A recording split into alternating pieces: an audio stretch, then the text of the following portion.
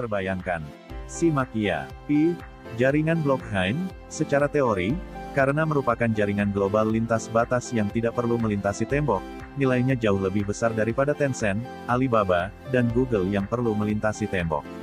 Tencent diblokir di India, namun, jika sepenuhnya terdesentralisasi di jaringan Pi, tidak ada organisasi atau individu di negara manapun yang dapat diblokir. Di masa depan, Anda akan tahu dengan browser Pi. Jika Anda dapat mengunjungi negara manapun, akhirannya harus Pi, bukan com. Nilai mesin pencari browser saja akan melebihi Baidu dan Google. Integrasi ekonomi dunia juga sejalan dengan strategi pemerintah China. Hanya jaringan blockchain yang bisa melakukannya, situs web lain akan diblokir jika mereka ingin mengunjungi.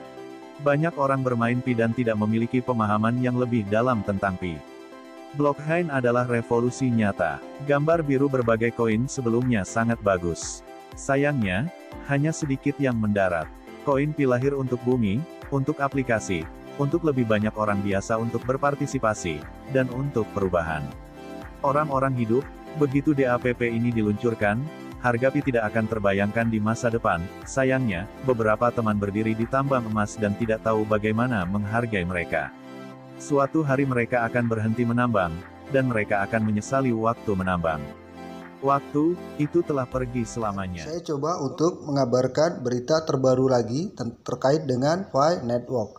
Halo semuanya, hari ini halaman Fi akan menjawab pertanyaan-pertanyaan yang semua orang bertanya-tanya dan banyak orang yang tidak mengerti dan samar-samar tentang saat partisipasi di Fi.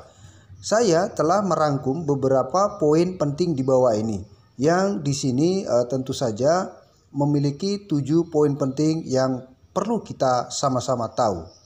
Yang pertama, Fi tidak berada di jalur yang sama dengan mata uang digital arus utama saat ini seperti Bitcoin, Ethereum, dan lain-lain.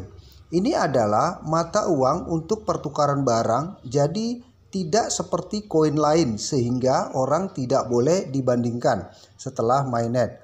Portal pertukaran gratis untuk mata uang fiat akan dibuka, yang dapat ditukar dengan legalitas mata uang negara manapun. Yang kedua, Fi terutama digunakan untuk ekologi, yaitu dapat digunakan secara langsung sebagai uang untuk membeli barang dan menikmati layanan. Harga penyelesaian ditentukan oleh pasar. Semua pedagang sebenarnya yang berpartisipasi dalam ekosistem Fi perlu membeli koin Fi dari tangan penambang Fi. Saat ini di dunia, lebih dari 30.000 pedagang fisik telah mengajukan aplikasi. Yang ketiga, saat ini uji ekologis Fi telah berlangsung selama beberapa waktu. Menurut Nicholas, pendiri Fi, harga awal setelah mainnet Fi adalah sekitar 166 US dollar. Atau setara dengan 3.818 VND. Yang keempat, dengan perkembangan ekosistem, harga distribusi koin akan terus meningkat dan tidak akan sering terjadi fluktuasi koin di pasar bursa. Yang kelima, sisi proyek akan membersihkan beberapa akun yang tidak valid sebelum jaringan utama diluncurkan.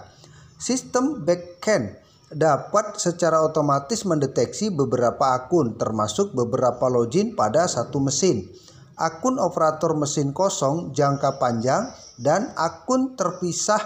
Semua akun ilegal akan dihapus.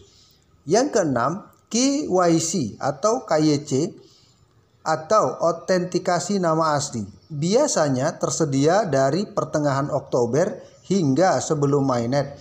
Usia minimum pendaftaran kalau di Cina adalah anak-anak di atas 7 tahun.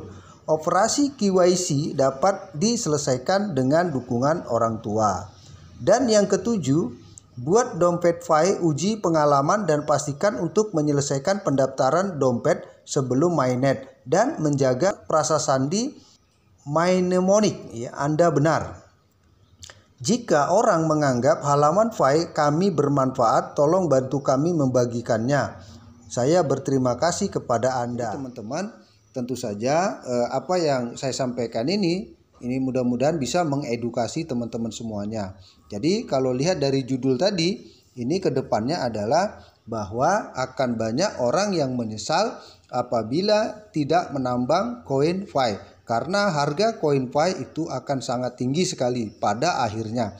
Oleh karenanya, jika kalian sudah punya koin Fi ya dan jumlahnya banyak, kalian boleh jual sebagian ketika setelah mainnet, dan atau sebagiannya kalian simpan atau di hold atau kalian tradingkan, itu terserah. Supaya apa? Supaya aset Anda semakin besar dan semakin besar, dan pada akhirnya Anda pun akan menikmati sebuah kesuksesan, menikmati hasil kerja keras kalian dari sebuah kesabaran yang telah Anda lakukan selama menambang.